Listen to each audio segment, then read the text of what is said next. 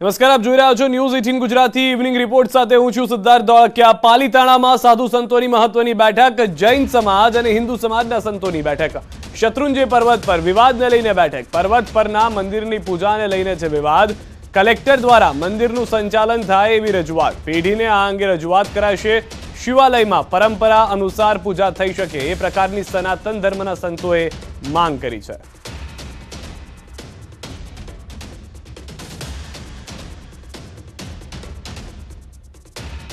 सनातन धर्म की मुख्य मांग है कि भाई ऊपर गिरिराज ऊपर बधा माटे पवित्र स्थल है, परंतु जेवी रीते बधा धर्मना आस्था ने सन्मान आपीने जे पूजा विधि विधान थई रह्युं छे एवी रीते शिवालयनी अंदर पण स्वतंत्र रीते पोताना विधि विधान बधानी आस्थाने ध्यानमां राखीने परंपराने ध्यानमां राखीने विधि विधानथी सेवा पूजा थाय एवी अमारी मांग है। परस्पर प्रीति रहे, पालीताना को लेकर के कोई जात का विवाद न हो, कोई भड़काऊ भाषण देकर के समाज को गैर मार्गे पे न दौरे, यह बात हमने सबने मिलकर के सभी संतों ने ये बात की।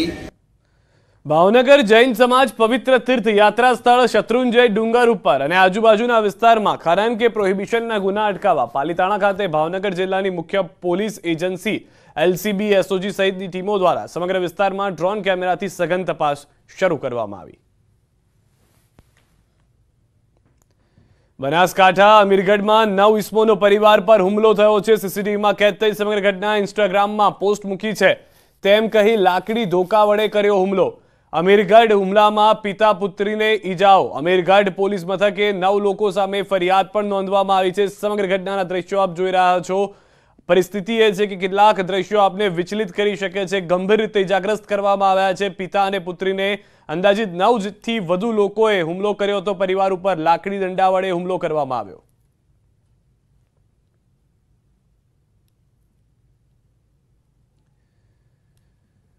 નવસારીના બિલીમોરા શહેરમાં ફરી એકવાર ચોરીની ઘટના સામે આવી છે। શહેરમાં આવેલ આનંદનગર સોસાયટીમાં ચોરી થઈ। ગાંધી પરિવાર લગ્ન પ્રસંગ અર્થે નવસારી ગયો હતો। એ દરમિયાન રાત્રિ સમયે જ ઘરમાં તસ્કરોએ હાથ સાફ કર્યો। ઘરમાં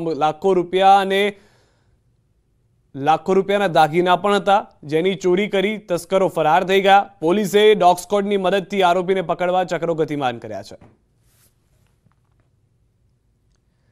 પોરબંદર જિલ્લામાં હાલમાં મધ્યપ્રદેશથી ખેત મજૂરી અર્થે આવતા મજૂરો દ્વારા સતત ચોરી અને લૂંટફાટના બનાવો વધી રહ્યા છે। ત્યારે મંદિરો સહિતની જગ્યાઓ પરથી સોના ચાંદીના દાગીના, રોકડ તેમજ વાહન ચોરી કરતા 2 પરપ્રાંતિયોને એલસીબીએ ઝડપી પાડ્યા છે। આ આરોપીઓ મધ્યપ્રદેશમાં વોન્ટેડ જાહેર છે અને પોલીસે ઇનામ પણ જાહેર કર્યા છે।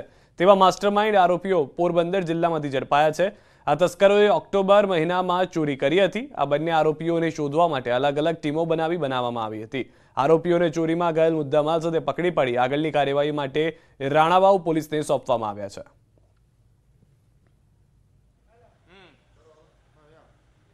જે કાંઈ પણ મિલકત સંબંધી ગુના બન્યા અને જે કાંઈ પણ ડિટેક્શન કરવામાં આવ્યું એમાં એવું અમારા તરફથી ઓબ્ઝર્વ કરવામાં આવ્યું છે કે મોટા ભાગના જે આરોપીઓ છે એ મધ્યપ્રદેશથી છે।